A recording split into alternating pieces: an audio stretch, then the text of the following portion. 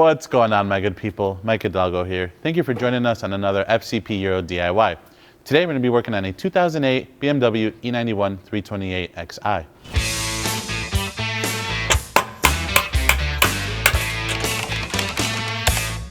Today on the E91 behind me, we're going to be covering the notorious, the well-known, you probably have it at home, N52 oil pan gasket leak.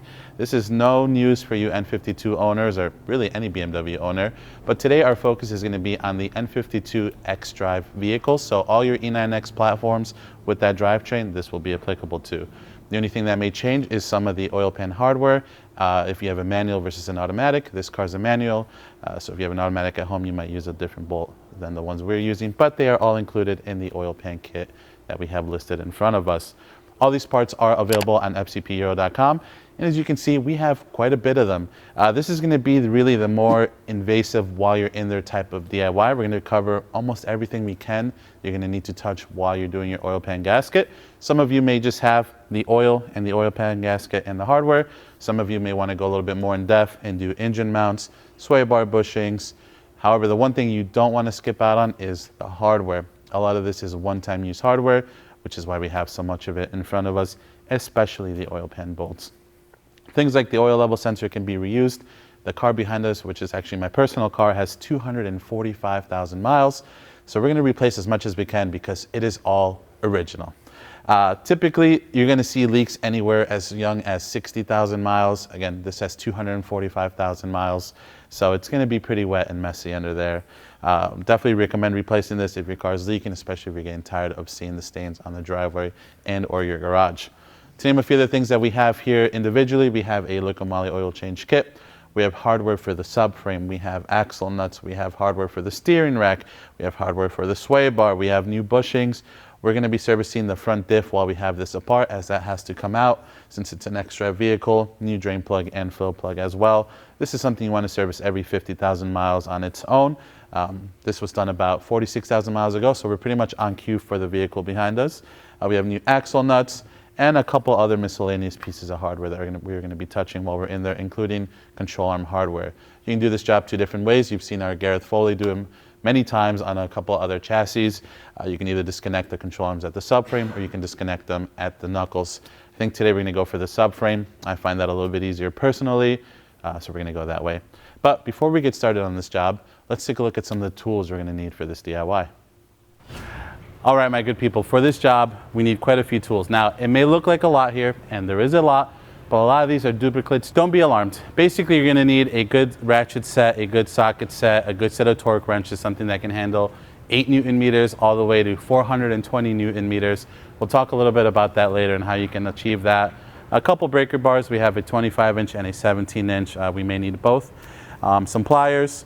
Again, regular socket set, anything from a 17, an 18, all the way down to an 8. Some of the more specialty sockets, that's going to be a set of E-torque sockets. We have an E18, E14, and an E12. A hex 14 mil for the diff plugs. We have a hex 5 for the beauty cover hardware. We have a BMW seal driver tool. This will be linked in the description below. This is specific to the seals on the differential, should you be replacing them, which I highly encourage you do.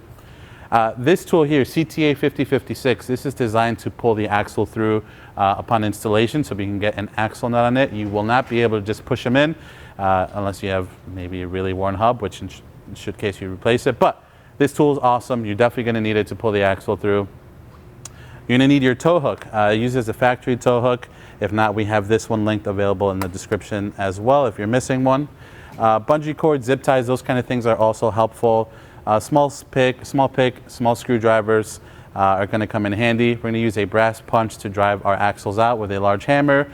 We have a 5/8 chisel to lock our new axle nuts in, stake them in when we're done. European no-spill funnel, always a great tool. We use this almost on every oil change DIY possible. A set of pliers that we're probably going to use with the CTA 5056 tool. 36 12-point socket. This is a 36 mil 12-point. That's going to be needed for the axle nuts. Obviously, your oil filter wrench housing tool. An array of power tools. We have both 1/2-inch drive and 3/8 drive, as well as a 1/4-inch adapter. A couple chemicals. A lot of degreaser if your car looks as bad as mine does. Get some brake cleaner. Get some masks if you're going to be breathing that stuff in. As far as some paste go, we have Liquid Moly LM508. That's going to be an anti-seize copper. I like to use that on the splines for the drive shafts. We have some penetrating fluid. We have Liquid Moly ceramic paste. Some BMW brake cleaner that's usually really well priced and also available on fcpo.com. Couple tools not pictured here, just literally due to the lack of space, but you are 100% going to need is A, catch pan for your oil, and B, a support bar for the engine, so an engine brace. We're going to show you what that looks like in just a little bit. And then random things like maybe a piece of wood if you're working on the floor with your floor jack and another set of jack stands to drop the subframe. All of those things are going to be needed as well. Today we'll be using a combination of a trans jack, maybe a screw jack depending on how crazy we get. And for setting ride height on all these things, when you drop your subframe, assuming you're dropping the hardware at the subframe itself, meaning the inside control arm bolts, you'll need a couple blocks of wood to set the car on all fours so you can tighten everything at ride height. If you're taking everything apart at the ball joint end, you don't need to worry about that. With that, I've talked enough. Let's go ahead and get started on this DIY. All right, my good people, to get started, we're going to work up top first. We're going to work on getting our engine ready to install our engine support bar. For that, this beauty cover does have to come off. In order to get that off, we're going to remove this forward section of our cowl here, along with the cabin air filter, these pocket plastics on the side. If you've done spark plugs or ignition coils on your N52 before, it's going to be the exact same process. So we'll start by removing a couple sensors, these covers, then we'll remove our cabin air filter, which is held down by 6 8mm bolts. One thing I recommend is the CTA 5360 tool, which I know we talked briefly about at the beginning of the video, but these are great just on any car. They keep the hood from falling and crashing down on you. Just a safety hood prop clamp tool from CTA, super helpful. So with that, first things first is we'll start by disconnecting our hood sensor here. We're just going to unclip it and remove it out of the way. Just a regular little electrical push tab, some alligator clips, and we can swing it out over here by our air box. On either side of the cowl we have covers. This one protects or covers the master cylinder. You have a tab on either side, and then part of the rubber seal coming from the cowl tees into here. It just kind of pinches it in, holds it down together. We're going to do the exact same thing on the passenger side, so let's do that now. With that, we can move to the cabin air filter, which is held in by 6 8mm bolts. We're just going to take our impact and zap them out. You have a 1/4-inch socket on this. You can use whatever you have. The electric tools just make life a little bit easier. Be mindful when you tighten these down, you don't want to use this. If you do, just go super gentle or you will strip out the plastic threads. Now we have this power wire that goes through the front of the cowl here. This, again, has been off many times, so it's going to be a little bit easier than hopefully your nicer car. It's just 3 tabs that clip into here. You can pretty much just pull them forward as these cars get older, but these are the little clips here that are holding it in. We're just going to let that hang out there. And then we have an 8mm bolt, one over here by our ABS pump, and then we have one on the other side by the fuse box. So we're going to zap those 2 out. And we're going to do the exact same thing on the passenger side. All right, set this hardware to the side, and now we're going to pull this front portion of our cowl off simply by lifting up and pulling towards us. If you haven't already, you'll see that there's just rubbers, tees on the side, just like the front clips or the front pods here. Just pull them off to the side if they haven't popped out on their own already. I'll release the rest of this.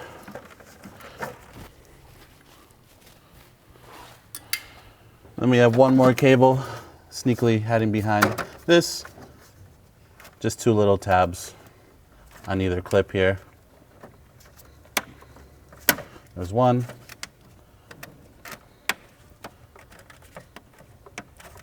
2. And 3. Again, 2 tabs for each one. That'll release that, and this can come out. Now with that off, we can remove our beauty cover. It's held in by 3 5mm hex, 2 in the front, 1 in the back.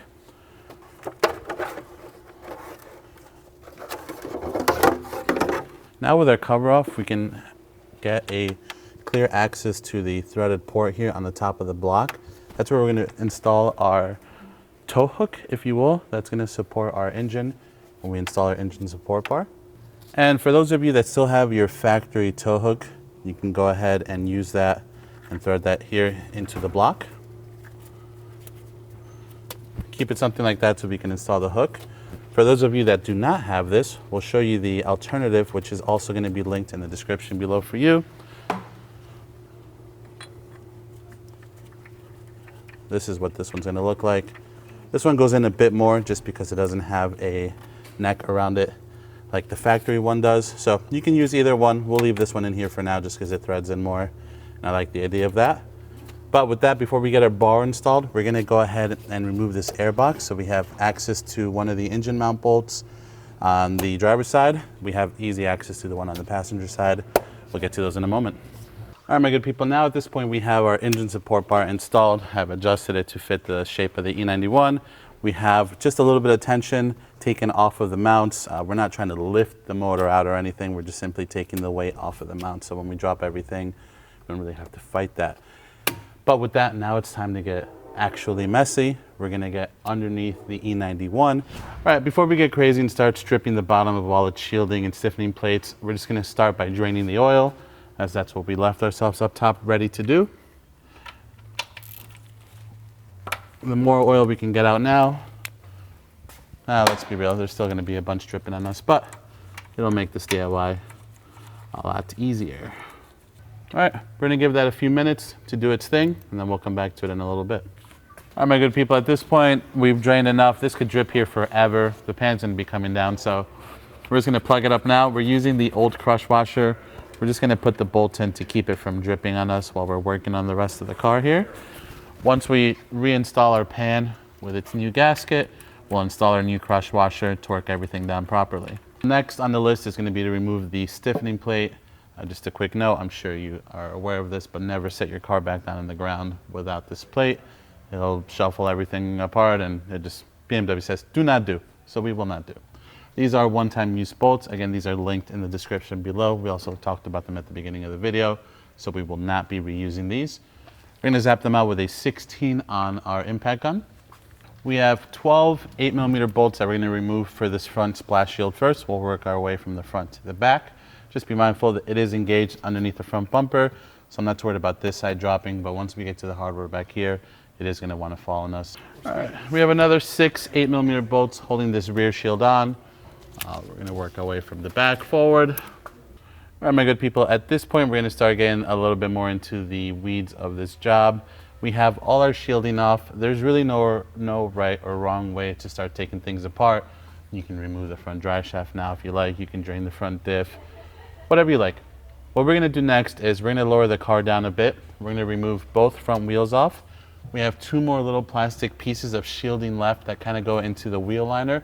We're gonna take those out so we can access the rear bolts of the subframe. So we'll do wheels, the rest of our fender liner / splash shielding, and while we have the wheels off, we're gonna blast off the axle nuts as well. So let's pick it up at a wheel and let's get to it. We have 5 17mm lug bolts. We're gonna go ahead and zap those off. With our wheel off, now we have access to our axle nut and the remainder of the little splash shield / fender liner that we're gonna remove. Since I have you here, let's go ahead and unstake this axle nut a bit. We'll get that off first. Just using a small chisel to unstake the axle nut a little bit.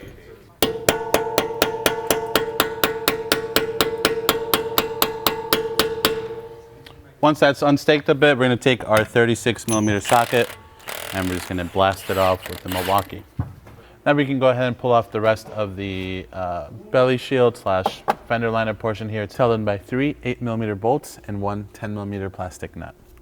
All right, that is gonna finalize the current removal of the bits here and the wheel well, fender liner on the passenger side. We're gonna go ahead and replicate the exact same thing on the driver's. Again, we did axle nut. We also did the splash shield. Let's do it now. With the wheels and the axle nut situated, we're gonna work on draining the differential next.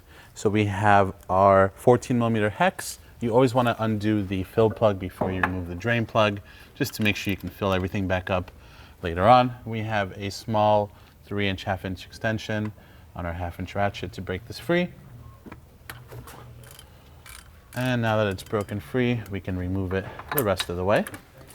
This will also allow the diff to breathe a little bit easier when we drain it. just like you would when you're draining your oil, opening up the oil cap. And again, we have new ones of these. They usually come with the differential service kit anyways. So definitely recommend replacing them. They have a built-in O-ring that does not like to play nicely once you reinstall it, if you reuse it. There we go. We're gonna give that a few minutes to drip. Then we're gonna reinstall the plugs just so debris doesn't get in it and we don't drip anything all over ourselves while we're working on the rest of the car. Now we're gonna work on undoing our control arms. Again, I'm opting to undo them by the subframe.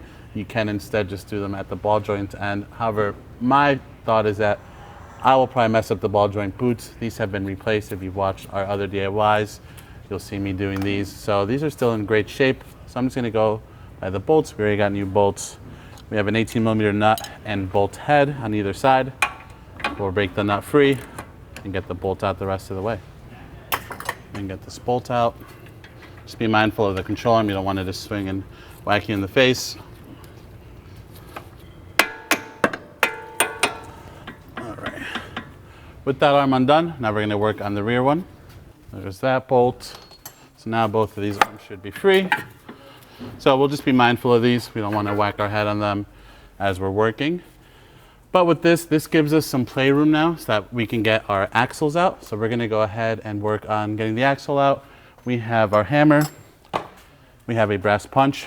We're just gonna work the head of the axle out from the wheel bearing, and then we'll work on popping them out of the case. There is one end of the drive shaft or the axle shaft out. Now we're going to work on popping the back of the axle out. There is a special BMW tool that acts as a pry tool to get this out. Both you or I are not going to have this at home. So we're just going to use a pry bar at a distance with a hammer, a couple taps, and it should pop the snap ring out. We have a tool cart underneath just in case the axle decides to fly out, which I don't think it will. I got marked on the other side too, just monitoring it. And then we're going to go ahead and give it a couple taps. We're going to pull our drive shaft out. It's normal to see some of this oil come out, so just be ready with a catch pan.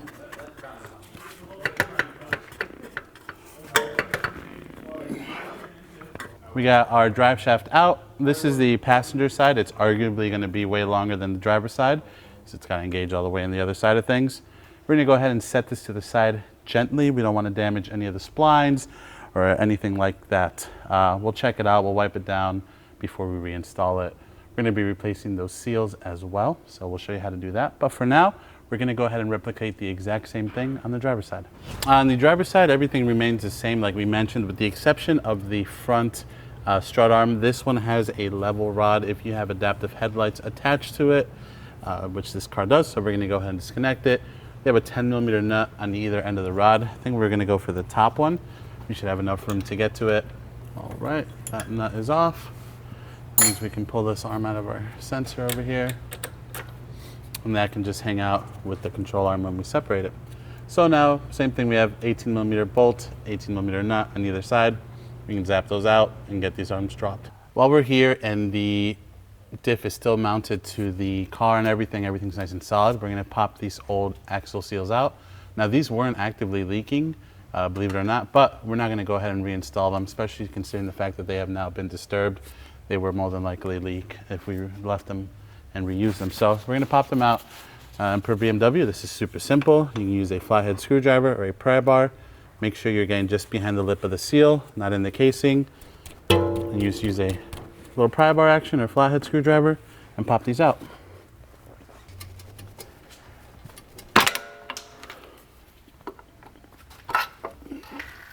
Oh, that one came off very nice and easy. That's how the other side should have came off.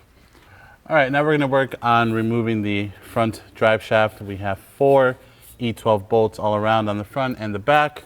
We'll start with the front. We're just gonna mark it so we remember to install it the same way that it came out. I think I cleaned this side.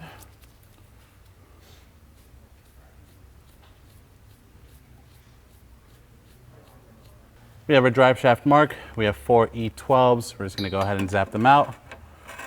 Same situation in the rear. We have 4 E12s. We're gonna zap them out. Our drive shaft is marked, also marked front and rear.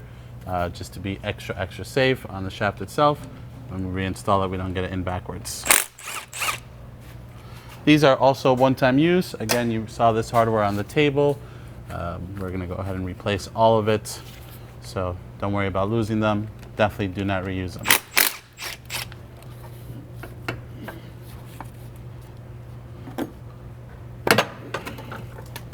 Same thing on the front, just a little bit of corrosion holding it in.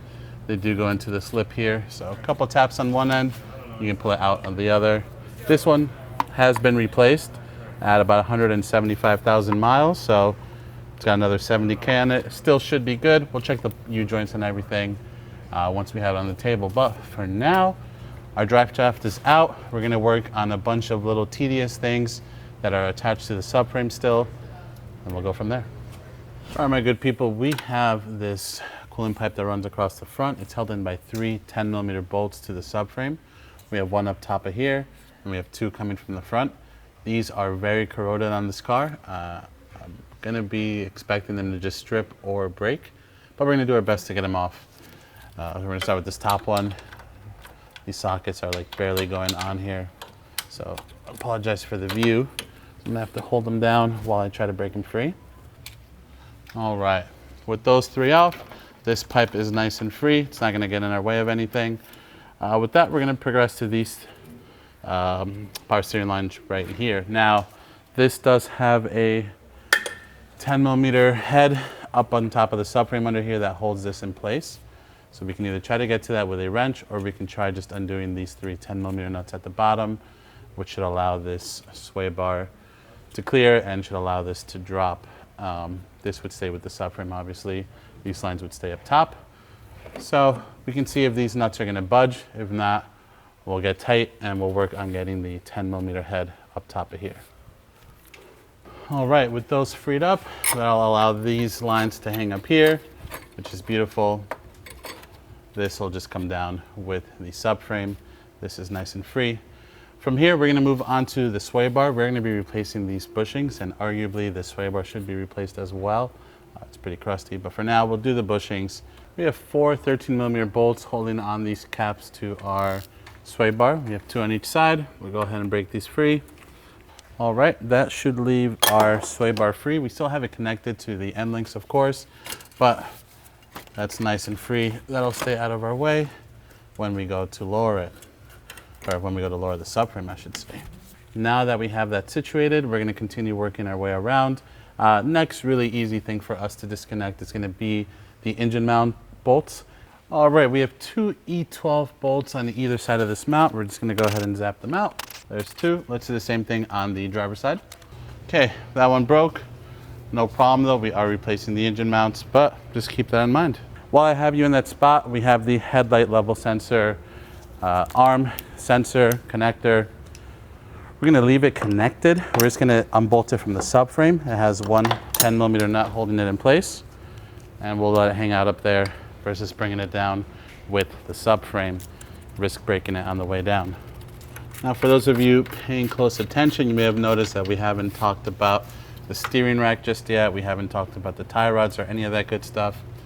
You can do this job by dropping the frame with the steering rack and then doing the power steering lines, or leaving the rack in place. So today, what I'm gonna go for is leaving the rack in place. I would like to not have to break open the hydraulic system. However, if we have to get to that point, we will. Now, my good people, we're gonna work on removing the 2 E12s that hold our rack to our subframe. Again, as I mentioned, we're gonna try to keep the rack in place. We can move it around, of course, so we can clear the oil pan. But for now, we're gonna leave it. We have a E12 Torx, and we have a 16mm nut on the top side that you're not gonna be able to see, but we're gonna go in with a wrench to counter hold it. On my passenger side, it was easier to get a 16mm socket on my 3H ratchet and hold that from up top versus the wrench. It was just not deep enough, and it kept spinning on us. All right, we have our transmission jack that we're gonna use to lower the subframe, some wood that goes across both sides to lower it down evenly. I have this plank here just as insurance should I want to tilt front back. I think we should be okay though. We have 6 18mm bolts, 3 on either side. I'm going to attempt to break them free first by hand, and then we'll zap them out. If not, we will just refrain to zapping them out.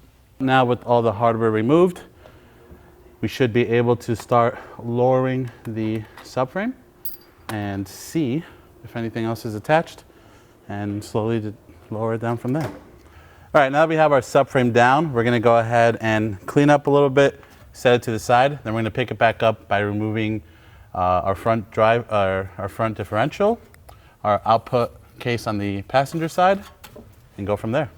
We have 4 16mm bolts that hold the differential to the oil pan. We're gonna go ahead and zap those out now. And this comes out. There is an O-ring on this inside flange here that we do have on the table. We will be replacing this one as well as the seal, but for now, I'm gonna go ahead and set this on my table, and I'll meet you on the passenger side so we can zap off the other flange. Same thing on this side. There is an O-ring here that we're gonna be replacing as well. All right, my good people, next, before we pull the pan, we're gonna undo the oil level sensor. We have an electrical connector tab on either side that you squeeze. Sometimes it helps to push in and then pull out. This plastic can be a bit swollen from being saturated in oil. There we go. Tuck that bad boy to the back. And now we have 3 10mm nuts that hold our level sensor in place. Be ready to get oil to come out from here possibly.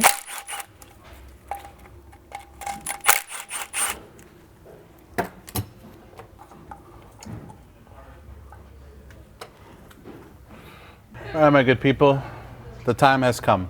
We are dropping the oil pan. We have our E12 on our impact. I'm just gonna start zapping these bad boys out. I'll leave myself one on either side to hold the pan till the end, and we'll drop that.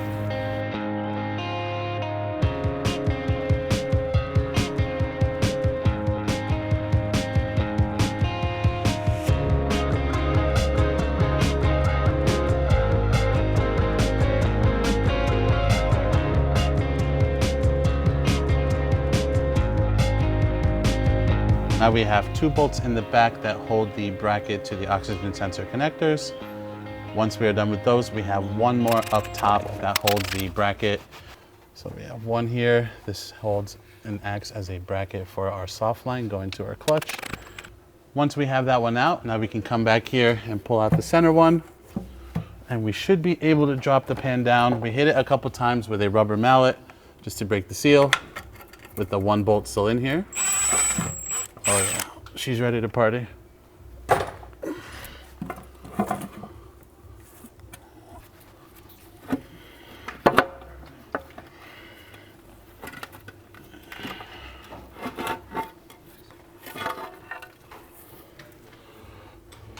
Wonderful. All right, my good people, at this point, we pretty much addressed what we want to address while we have the subframe out.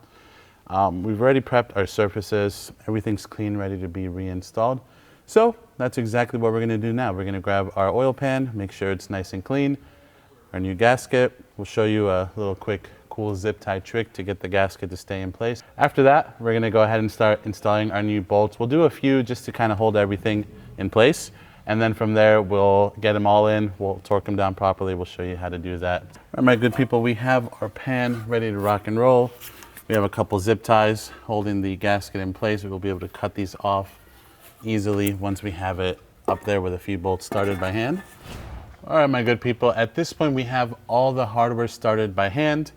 Just a quick note, if you feel like your bolt's not going in nicely, make sure the threads on your block are cleaned and they're nice and fresh. If they look a little off, hit it with a thread chaser, clean them up, and then try again. We're gonna do all of these bolts to 8 Newton meters. Then we're gonna go around and torque all the short ones to an additional 90 degrees and all the long ones to an additional 180. So we have 3 over here by the passenger side of the pan and the ones on the back of the pan as well. So we'll start at one corner and then work our way around, and then we'll do the same thing once we do the additional 90 and 180. Now what I'm doing here, my good people, is simply marking the bolts that I can see, so I can see when I've done a quarter turn. Obviously you can also see that with just the way you hold your tool, but sometimes once you see so much hardware at once, it can get a little bit distracting. Other thing you can do is if your torque wrench has an angle mode, this is the best time to use it. Paint pen works well, Sharpie marker, whatever you have lying around. We're just doing a light little blue dot that we can see once we've rotated the bolt 90 degrees. Alrighty, my good people, with that is going to be all of the E12 bolts holding in our oil pan torqued to spec. Next, we're going to pick it up with servicing the seals on the differential and the output shaft on the passenger side. Over on the workbench, we'll get new O-rings for the insides, then we'll bolt those back up to our oil pan. We are on to the next step, which is going to be servicing our output axle support and our diff. We're going to be changing out the seals. Remember, we popped out the old ones earlier while it was still on the car. We have our new ones, and we also have our seal driver, which is linked in the description below. I know this is kind of a one-time use tool for you DIYers at home, but there are different tools you can get that have like different adapters if you don't want to buy this one size tool. Highly recommended though to install these seals. You don't want to do it without them.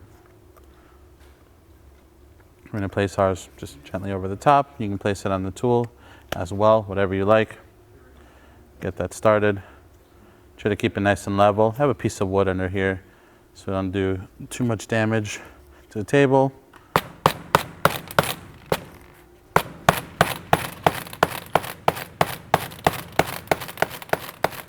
You can pretty much hear it once it bottoms out. Pull that off. We have a nice, perfect, flush fit. When we install our axles again, we'll put a little bit of lube on these seals so that it don't go in dry. On the reverse side, we have an O-ring. This is what seals up against the oil pan. We're going to swap those out as well. Small pick, pop out the old O-ring. It's getting pretty flat anyways. We have our new one. Slide that over like so. And again, a little bit of gear oil when we install it, just to help lube it in. And same thing again, my good people. We're just going to install the new seal with our awesome seal driver, which, if I didn't mention already, also sets the depth of the seal, the depth. So you don't have to do any guessing or anything.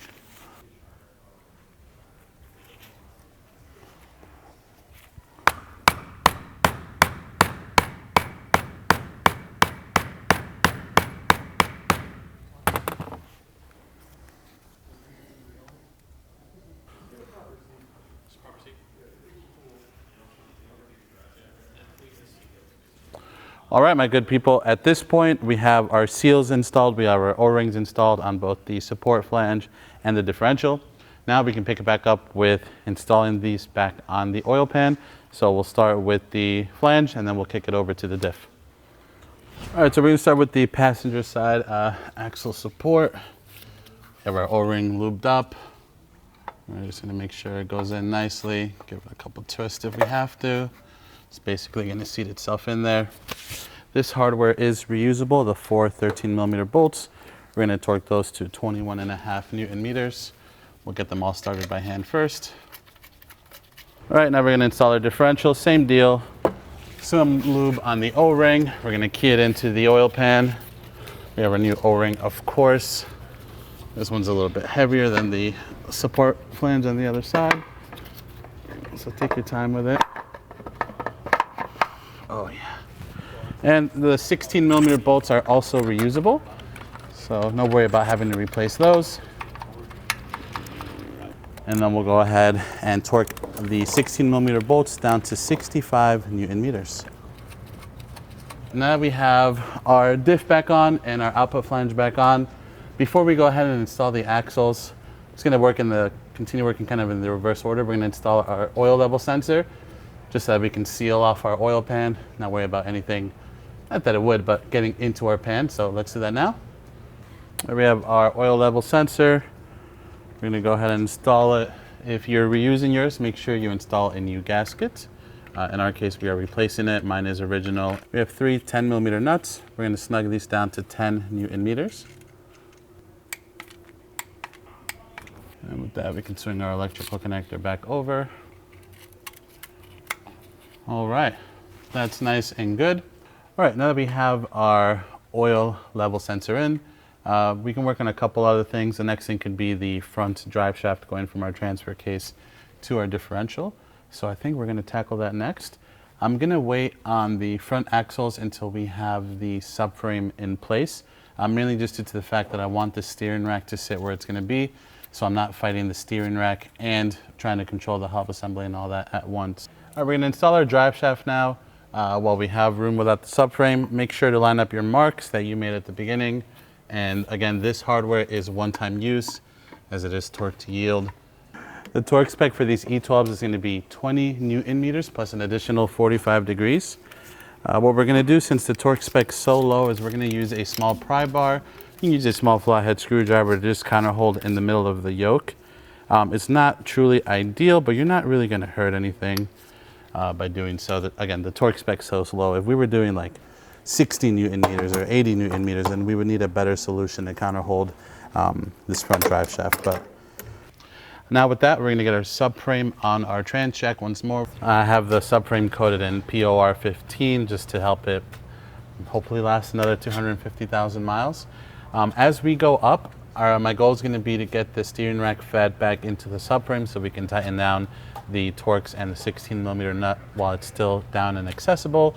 At least just get it in place. If not, we'll deal with it once it's up top. So right now we're just trying to feed the steering rack back into the two tabs on the subframe so we can get our hardware in order. Small flathead screwdriver through the bottom holes just to line up the rack a bit better. I'm gonna get one side started. We'll feed our bolt through. All right, while we have you there, we're gonna go ahead and torque the hardware down for the steering rack now while we have access to everything nice and easy.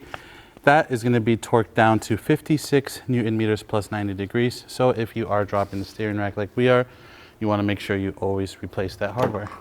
So we're going to take our 16mm wrench, kind of hold up top. And we have our E12 on our impact. We're just going to snug it up first. And now we can torque down to 56 Newton meters plus 90 degrees.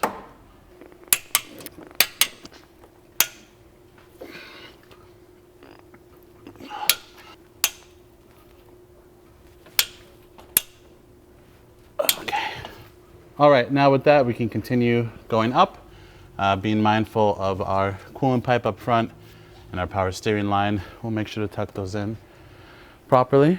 You want to pay attention to the front dowels on the frame rail. That's where your most forward subframe bolts are going to go in. Let's get our 6 bolts and get those started by hand, and then we can torque down the subframe and get rid of the transmission jack. All right, we're going to start by feeding the front bolts in. I like to use a little bit of liquid moly ceramic paste at the end of the bolt. There's not going to be any of that in the threads, just to kind of help seal any moisture out to avoid what happened on the passenger side bolt in the future. We're just going to snug it up by hand, do the exact same thing on the passenger side. All right, and then we're going to move on to the middle bolts. If you're noticing, those of you with a sharp eagle eye, the old hardware was a hex head. The new hardware is an E14. I will give you the torque specs in just a moment, but don't be alarmed if you are doing this job and the hardware looks a little bit different. BMW just updated the style from a hex head to a Torx head. All right, now let's head to the back bolts. Those still remain a hex head. Those did not change, unlike the forward ones. All right, with all 6 of our pieces of hardware started, we're going to torque all of them to 108 Newton meters. We'll start with the 2 front E14s, move our way to the middle E14s, and then the rear 17mm bolts.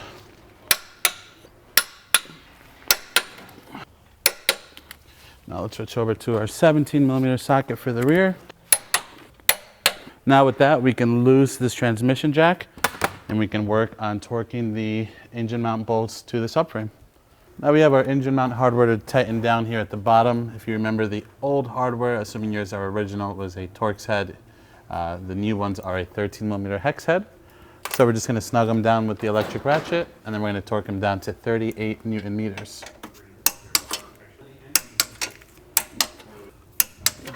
Wonderful. With those situated, next on our list is going to be the axles. So let's lube up our seals and get ready to install some axles. All right, we're going to start with the driver's side axle. Giving ourselves some room to work here. Want to make sure our snap ring goes in all the way. Again, lube up your seals before installing the axle back up. Make sure your threads are nice and clean.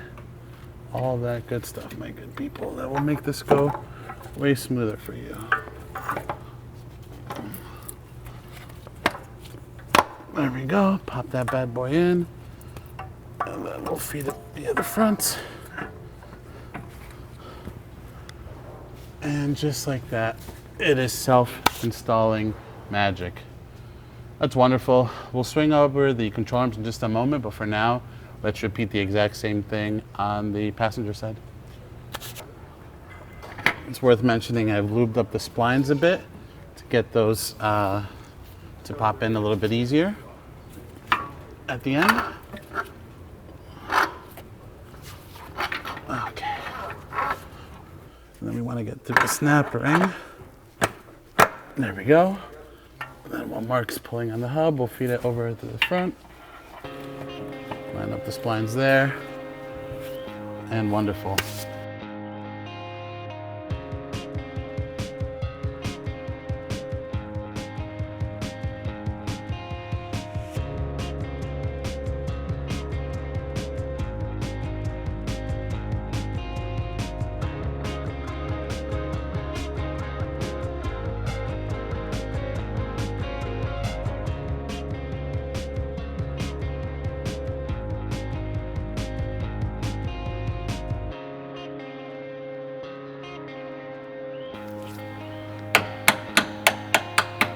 All right, my good people, we are gonna replicate the same thing on the other side for just a moment.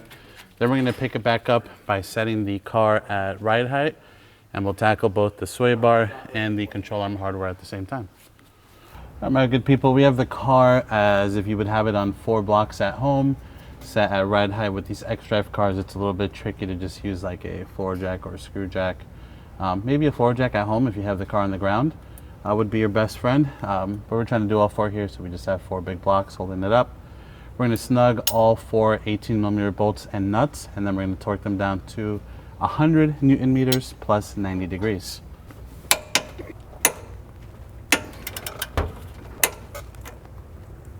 All right.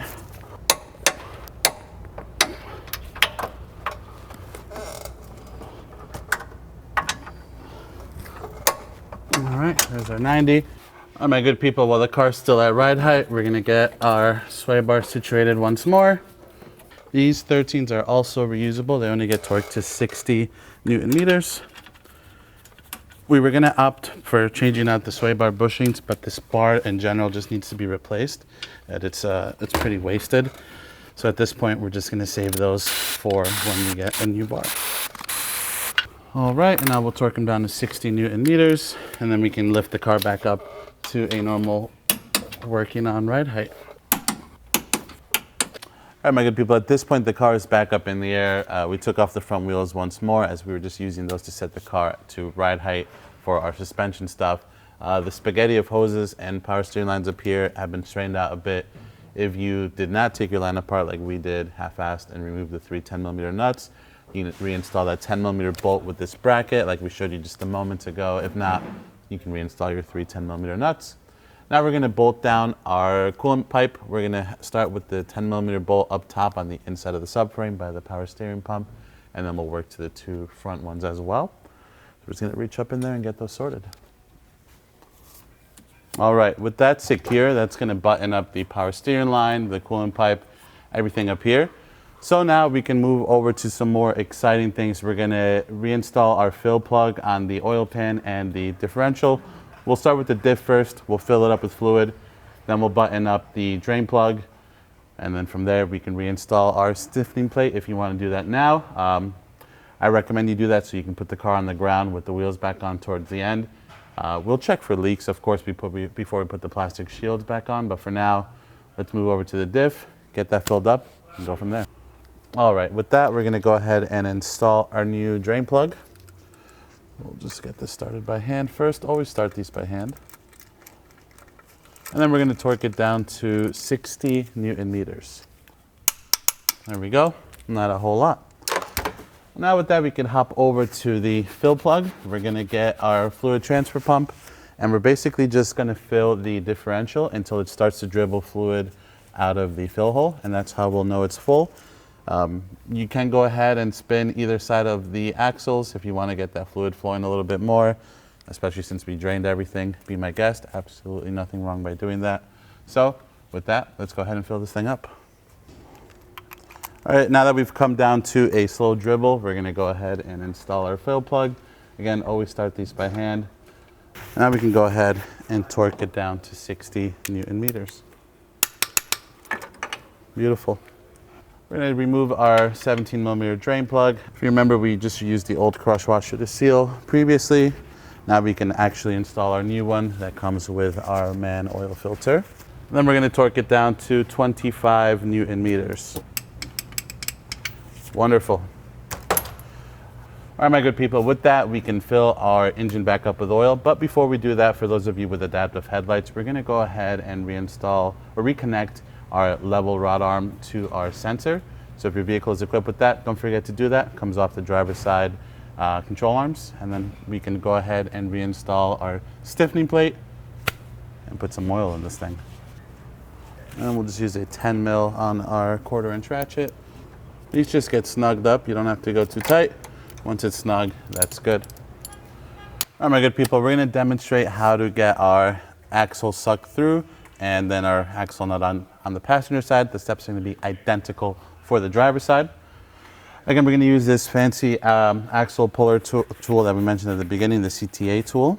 This uses the M27 by 1.5 thread pitch adapter. We're gonna get this one on our axle. Make sure we situate it as far as we can. We don't wanna strip the threads on the end of our axle shaft. All right, that should be pretty bottomed out. Now we're gonna actually install the tool that's gonna pull this through. Pretty straightforward. You can probably replicate this portion of it with some sort of PCV piping, but this, you need to be exact and on your axle. This goes over like so. This is gonna feed through and thread into the socket, if you will, that we just threaded onto the end of our axle.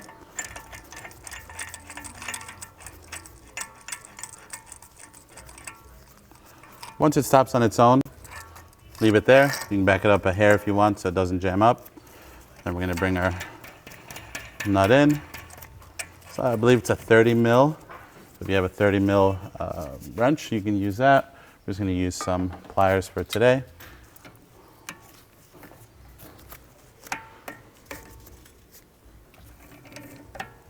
And we're just gonna do this until it basically stops on its own. You'll feel it bottom out, and that will be the axle pulling all the way through back into our hub. All right, that's bottomed out there. Now we're gonna take our new axle nut. I still have the gear oil out from lubing up the differential. We're just gonna apply a little bit of oil to the back of the nut, not on the threads, not anywhere else, just a pinch just to help torque down this nut properly. That's per BMW, that's not per me. I just got a little bit of oil on my finger. That's it, just a nice light lube. Now with that, we can get that started by hand. And we're gonna torque this 36 millimeter socket to 420 Newton meters. We have our screwdriver still in place to keep everything from spinning. At this point, we have our nut bottomed out. We're gonna take our torque wrench. I'm gonna set the car a bit higher. You can either set it lower or higher so you can get the most leverage you can. I'm gonna try to use my body weight, which I got plenty of, to torque this down to 420 Newton meters. And then once we get that click, we'll take it back up with staking down the locking nut. Again, we're torquing this down to 420 Newton meters.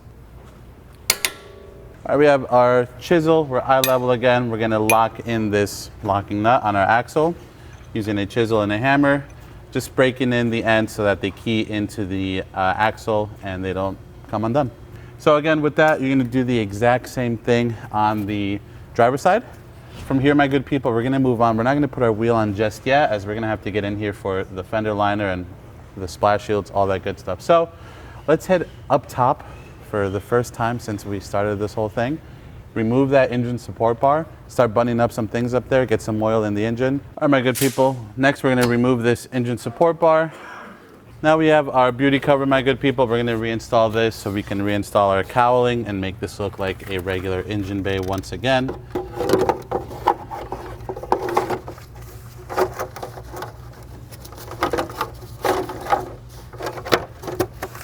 We have 3 5mm hex bolts that hold this cover down to our cylinder head. With that, now we're going to grab our actual cowl. This is basically just going to key in to the top of the seal right here. You see these little tabs, we have one on each end.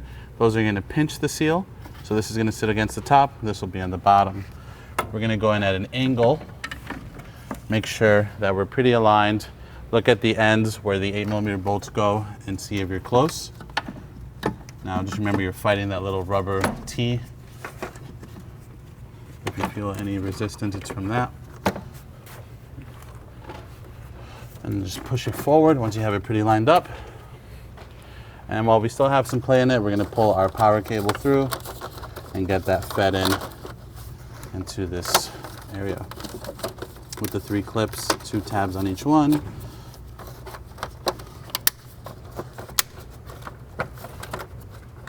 All right, now we can install the 8mm bolts, one on either end. And we'll do the same on the other side. Now we can install our cabin air filter once more. That's held in by 6 8mm bolts as well. Don't pinch any wires in here for your level sensor for the brake fluid or the hood sensor.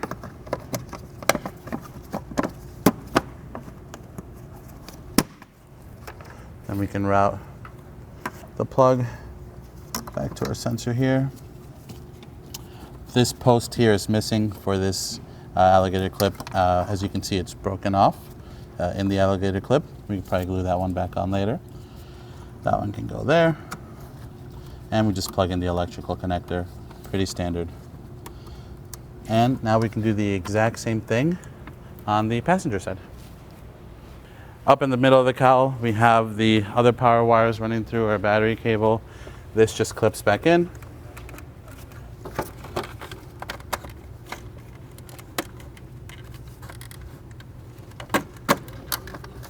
Very unsatisfying. Now we can go ahead and reinstall or install our new oil filter if you've gone as far as changing the filter on this job, which I hope you did. And then we'll fill it up, I mean it this time, finally, with some oil. All right, we have our CTA European no spill oil funnel in place already. These catch on and lock on the same way your oil cap would, which just makes life a lot easier when you're filling everything with oil. We're going to replace the O-rings on our oil filter housing cap. Small pick, you know the drill, my good people. If you've done this before, this should be a no-brainer. We're going to pop off the green seal. Oil filter comes with a new one. Just using a small pick, you can use a small flathead screwdriver as well, whatever you have lying around the shop or the driveway. Take that big O-ring out, replace that as well. Be mindful the O-ring does not sit all the way at the bottom of the cap, nor does it sit in the threaded portion. There's a special dedicated channel for that O-ring. Just keep it there and you'll be good to rock and roll. A little bit of oil to lube up the O-rings. Yeah, just a tiny hair left in the oil filter housing, so we'll use that, no problem. We have our new man filter. We're going to go ahead and pop that on. Goes on either way. Make sure it's seated all the way in. Get this bad boy started by hand. Ideally, you could probably get it to torque, the torque spec, just by doing it by hand. It's 25 Newton meters. It's not a whole lot. I'm going to go until it bottoms out. We do have a torque wrench though, just so we can double check our work. We don't want any leaks, especially after trying to annihilate and stop our leaks. So 25 Newton meters. We were basically there. Now we can grab our 7 liters of liquid gold. I like to put all 7 in my N52. Again, it's got a ton of miles, a little bit of smoke at startup sometimes. It's gonna be fine. All right, my good people, the car's been running for about 5-10 minutes. It's looking pretty good. This is some residual from before when we were cleaning that we didn't get off. But otherwise, I'm not seeing any leaks. So very, very happy. So with that, we're gonna pick it back up by installing our stiffening plate, our skid shield, our splash shields, and the wheels. So let's get to it. My good people, we're gonna install the little corner half shield, half wheel liner pieces in first, as our bottom shield's attached to those typically. So we're just going to line these up, get these into place. We have a couple 8mm bolts and a 10mm plastic nut. The nut's towards the side skirt over here. We'll get that one started first with a 10 on our small impact. Wonderful, then we'll switch over to our 8mm socket. The same process on the driver's side. All right, we have another 6 8mm bolts holding on this back piece. Really, we're just working in the reverse order of how we took things apart. Now we're going to install the forward portion of our splash shields here. This one tucks in underneath the bumper, so that'll hold it for us a little bit while we get it situated here in the back. Now we can install our stiffening plate, and this is a much better after than the before that we started with, which was the whole reason why we did this job in the first place. Again, one-time use hardware, 56 Newton meters plus an additional 90 degrees. We have come to the end, my good people. We are throwing our wheels back on. Goes without saying, do the same on the other side of the vehicle as we are doing over here. With your wheels, you always want to get these snugged on first. Always start your lug bolts by hand. Then we're going to finish it up by putting it on the ground and giving them the final torque down.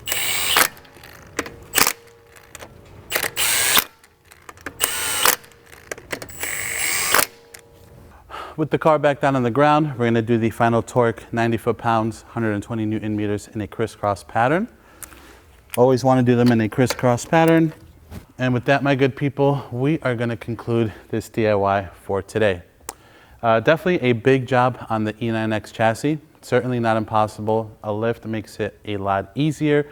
But for those of you following along at home, in the driveway, or in the garage, it is still definitely doable. Get yourself a second set of hands. There's nothing wrong with having help, especially in a big job like this. Take your time, clean everything up, degrease everything, because you really only want to do this once, and hopefully you only ever have to do this once. So if you like this video, please be sure to give it a thumbs up. If you have any questions or comments on what we did today, leave those in the comment section below. And if you like this DIY and you want to see more like them, please consider subscribing. We make new ones all the time. As always, thank you so much for watching. We'll catch you in the next one.